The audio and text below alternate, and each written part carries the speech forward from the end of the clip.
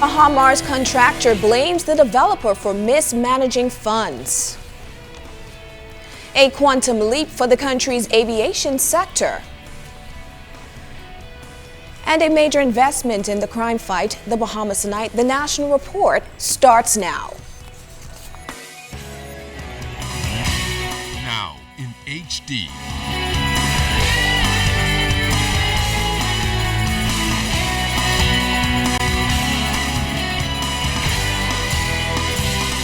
ZNS Network presents The Bahamas Tonight. This portion of the news brought to you by BTC Every Day. The nation's leader expressing confidence that a resolution in the Bahama ordeal will be reached soon. Good evening, everyone. I'm Charisma Robinson. Talks are set to resume between stakeholders regarding the completion and opening of the Bahamian Riviera. And as the details are being worked out, the nation's chief talked about the entire ordeal, his perception on the next move, and the push to get the high-end property opened. Clint Watson has the story.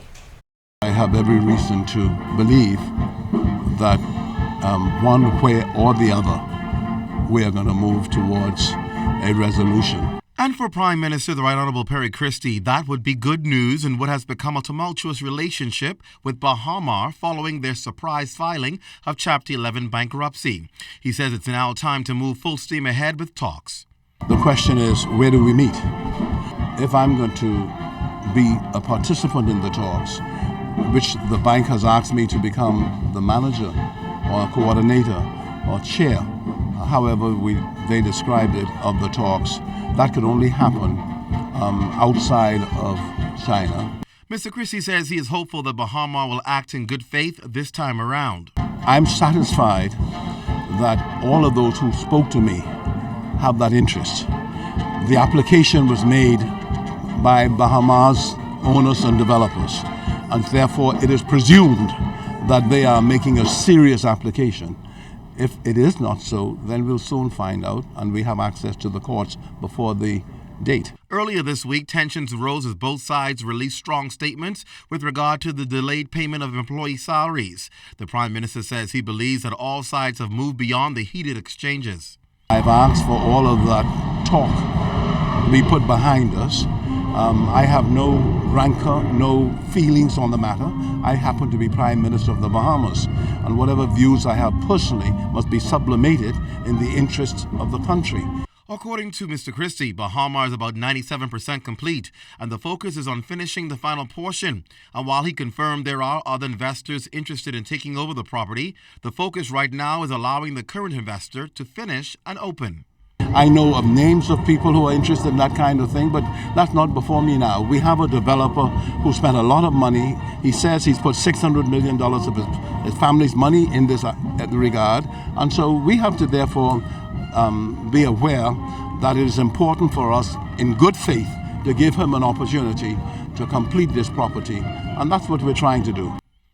As for a target opening date, and knowing the promise that it represents to thousands of Bahamians, not just the 2,000 who are employed, but another 4,000 who could be employed in those places.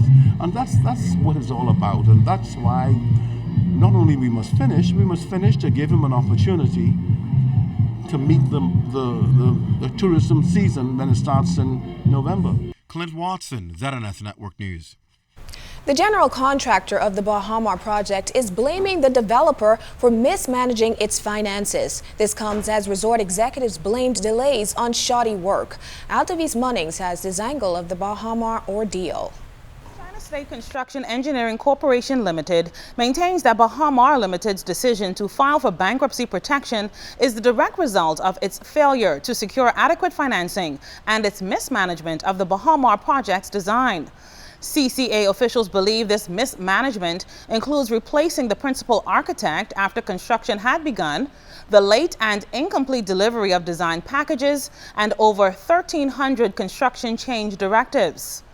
According to China State Construction, the vast majority of Bahamar's debtors are organized under the laws of the Bahamas. The Bahamar project is located in the Bahamas, and the Bahamian people are deeply invested in the project's future.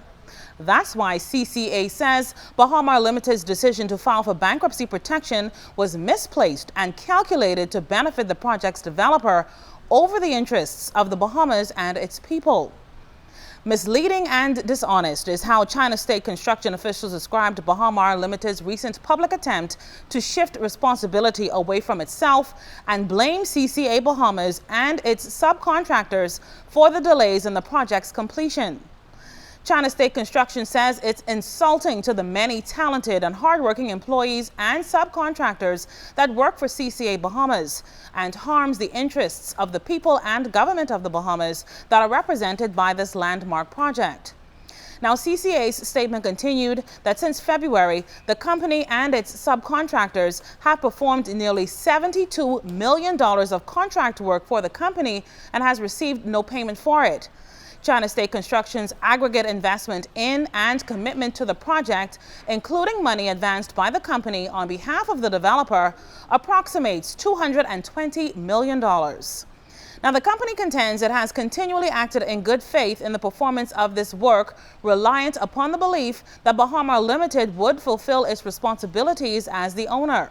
CCA's statement continued that since February, the company and its subcontractors have performed nearly $72 million of contract work for the company that it has received no payment for.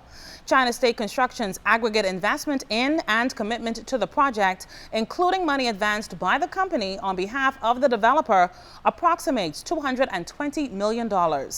Now, the company contends it has continually acted in good faith in the performance of this work, reliant upon the belief that Bahamar Limited would fulfill its responsibilities as the owner. CCA Bahamas has retained Island Capital Group as its exclusive restructuring and financial advisor in relation to the Bahamar project. CCA Bahamas has also retained the law firms of Sherman and Sterling LLP, Pecker and Abramson, Squire Patton Boggs in the United States, and McKinney Bancroft and Hughes here in Nassau to represent all of its affairs in the pending U.S. bankruptcy proceedings and in the Bahamas. Altaviz Munnings, ZNS Network News. Thanks so much, Alto. The Bahamar property on Cable Beach could be a major asset for many groups internationally. That is, if a resolution is not reached. The Deputy Prime Minister confirmed earlier this week that investors are knocking at the door, ready and waiting to place their bid on the property. Janine Ferguson has this angle. As the parties involved in the Bahamar dispute work toward a resolution, the property still has the potential to be the jewel of the Caribbean. That's why several entities are watching closely and reportedly waiting to see if they could possibly get ownership of the multi-billion-dollar mega resort. Deputy Prime Minister Philip David. In matters of this nature, you always have people who looking for a deal, as it were. The word in some circles was that the Malaysian-owned Genting Group, responsible for the now successful Resorts World Bimini and Casino property, was interested in buying the Bahamar property.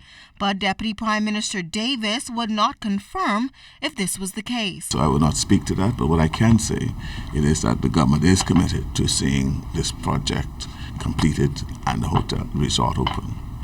The developers have claimed that the contractors have done substandard work, but Mr. Davis said that the stop orders that his ministry issued more to do with changes to the project rather than shoddy work. The Ministry of Works' job is to ensure that the construction is done in accordance with our building code.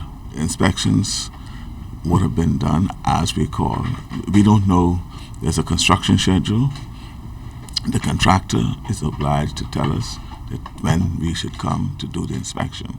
If they don't call us and they go ahead and do works, we can require them to demolish what they've done and start over, or we can issue stop orders. Now, inside sources say as many as 10 companies have expressed interest in Bahamar.